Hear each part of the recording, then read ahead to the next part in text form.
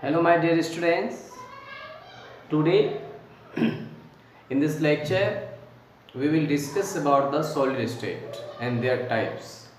तो आज का जो हमारा टॉपिक है वो है सॉलिड स्टेट के बारे में। आज हम आपको बताएंगे सॉलिड स्टेट के बारे में कि सॉलिड स्टेट क्या होता है। ठीक है, तो सबसे पहले हम आपको बताते हैं मैटर क्या होता है। क्या होता है मैटर? तो देखिए मैटर क्या होता है, anything which has mass and occupies space. Anything which has mass and occupies space is known as matter. Matter क्या कहलाता है कि कोई भी चीज़ जिसमें मास होता है, जो स्थान घेरते हैं, वो क्या कहलाता है? मैटर कहलाता है। और there are 3 state of matter. Matter जो होते हैं, मैटर के 3 स्टेट्स होते हैं। और वो स्टेट क्या होता है? पहला होता है आपको सॉलिड स्टेट। क्या होता है? Solid state. दूसरा होता है लिक्विड स्टेट और तीसरा होता है गैसियस स्टेट।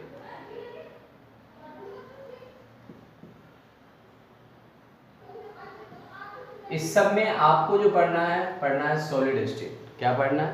Solid state. ठीक है, तो सबसे पहले आप देखिए सॉलिड स्टेट क्या होता है। ठीक है, तो देखिए the state of matter in which the constraint particles is arranged in a very closed, ठीक है, in which no movable particles।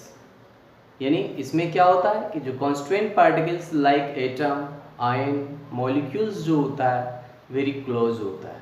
या आप साधारण तौर पर ऐसे कह सकते हैं कि the state of matter which has definite shape and volume, जिसका shape और volume जो होता है वो क्या होता है? डेफिनिट होता है। वो क्या कहलाता है? सॉलिड स्टेट कहलाता है। ठीक है, इसमें जो मॉलिक्यूल्स होता है, आयन होता है, वेरी क्लोज्ड होता है। नो मूवेबल मॉलिक्यूल्स यानी कांस्टेंट पार्टिकल। इसमें जो कांस्टेंट पार्टिकल्स होता है कोई मूवेबल नहीं होता। लाइक एग्जाम्पल जैसे देखिए, इसमें जैसे आपको बुक हो गया, चेयर हो गया, ठीक है, सोडियम क्लोराइड है, डायमंड है, ग्रेफाइट है, ठीक है, आइस है, ये सब क्या है? सॉलिड स्टेट के एग्जाम्पल्स हैं। क्या है ये सारे जितने भी आप है ये सारे सॉलिड स्टेट में होते हैं। ठीक है, तो देखिए सॉलिड का सबसे मेन प्रॉपर्टीज क्या होता है कि एक डेफिनिट अरेंजमेंट, ठीक है, और all molecules are arranged in a very closed. ठीक है, इसमें जो बहुत ही क्लोज में होते हैं जितने भी मॉलिक्यूल्स होते हो क्या होता है? वेरी क्लोज्ड होता है। ठीक है, और इसमें कोई भी मॉलिक्यूल्स के बीच में स्पेस नहीं होता है। ठीक है, इसके जो पार्टिकल्स होते हैं, मॉलिक्यूल्स होते हैं, उसके बीच में कोई स्पेस नहीं होता है।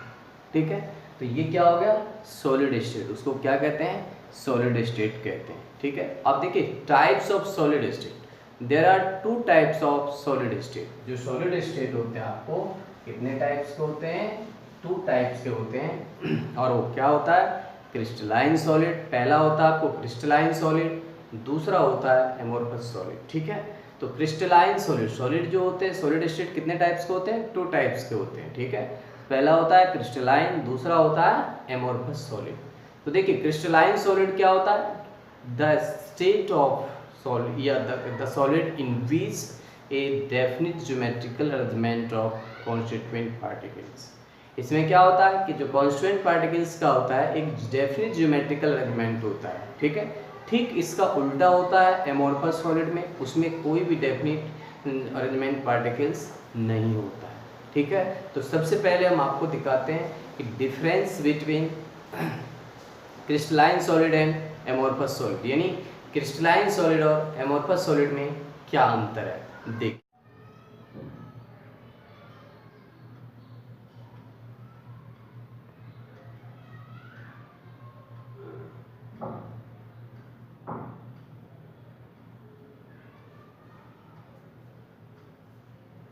तो देखिए difference between crystalline and amorphous solid. ठीक है, तो क्रिस्टलाइन सॉलिड और एमोर्फस सॉलिड में क्या डिफरेंस होता है। ठीक है, तो सबसे पहले देखिए इसकी प्रॉपर्टीज होता है। प्रॉपर्टीज नंबर फर्स्ट में देखिए आप, arrangement of structural unit, arrangement of structural unit. तो स्ट्रक्चरल यूनिट में क्या होता है कि very regular and extend in 3 dimension.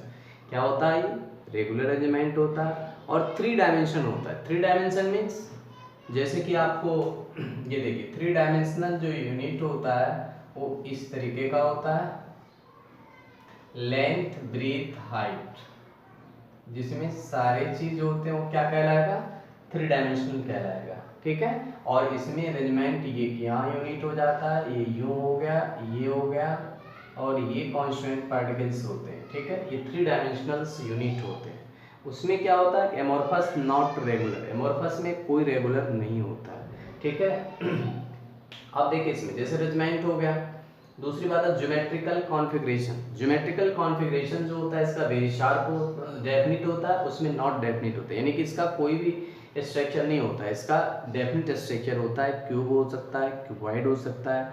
ठीक है, इसमें मेल्टिंग पॉइंट, इसका जो मेल्टिंग पॉइंट होता है क्रिस्टलाइन सॉलिड का, वो क्या होता है? वेरी शार्प होता है। ठीक है, क्रिस्टलाइन सॉलिड का जो मेल्टिंग पॉइंट होता है वो क्या होता है? वेरी शार्प होता है। इसका नॉट शार्प, ये शार्प नहीं होता। ठीक है, अब देखिए नेचर, नेचर क्या होता है कि ट्रू सॉलिड, यानी क्रिस्टलाइन सॉलिड जो होता है ये ट्रू सॉलिड कहलाता है, और जो एमोर्फस सॉलिड होता है वो क्या कहलाता है? Super cooled liquid. जैसे कि प्लास्टिक वगैरह सबको आपने गर्म किया, पिघल गया, फिर आपने उसे ठंडा कर दिया, वो कठोर हो गया, यानी कि सॉलिड में कन्वर्ट हो जाता है। ठीक है, तो उसका कोई ज्योमेट्रिकल स्ट्रक्चर नहीं बन पाता है, इसलिए उसे क्या कहा गया? सुपर कूल्ड लिक्विड और सेडो सॉलिड, यानी फॉल्स सॉलिड।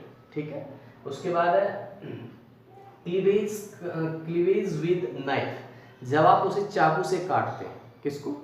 सॉलिड को जब आप चाकू से काटते हैं तो जो क्रिस्टलाइन सॉलिड होगा रेगुलर क्लीन कट, उसमें एक शेप बन के कटेगा। ठीक है, और उसी तरह से इसमें क्या होगा? इरेगुलर कट होगा। जो एमोर्फस सॉलिड होता है उसमें इरेगुलर कट होता है, उसमें कोई भी कट नहीं बनेगा। लेकिन जो क्रिस्टलाइन सॉलिड होता है उसमें रेगुलर क्लीन कट बन के आता है, यानी कि एक अच्छा सा शेप बन के आएगा। उसके बाद है एनआइसोट्रॉपिक। ये जो होता है क्रिस्टलाइन सॉलिड होता है, एनआइसोट्रॉपिक नेचर होता है। ये जो होता है आइसोट्रॉपिक इन नेचर होता है। ठीक है, तो अब देखिए ये आ गया समझ में आपको डिफरेंस दोनों का। देखिए जैसे इसका एग्जाम्पल जो हो जाएगा आपको, एग्जाम्पल 7 नंबर में एग्जाम्पल्स जो हो जाएगा इसका, जैसे हो गया NaCl। ठीक है, NaCl हो गया, C12, H22, O11 हो गया। ठीक है, ये इसका एग्जाम्पल्स हो गया। ठीक है, डायमंड हो गया, ग्रेफाइट हो गया, ग्रेफाइट हो गया। इसमें क्या होता है? जो एमोर्फस सॉलिड होता है इसका क्या होता है? वैक्स, रबर, ठीक है, प्लास्टिक,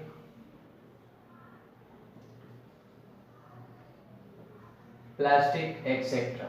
ठीक है, जैसे डायमंड हो गया, रबर हो गया, प्लास्टिक हो गया उसमें। ठीक है, ये सारे इसका एग्जाम्पल्स है। ठीक है, तो आज के लिए इतना ही। आपने देखा क्रिस्टलाइन सॉलिड क्या होता है और सॉलिड कितने टाइप्स के होते हैं, और जैसे टू टाइप्स के होते हैं क्रिस्टलाइन सॉलिड और एमोर्फस सॉलिड में, इन दोनों में आज आपने अंतर पढ़ा है। तो आज के लिए इतना ही।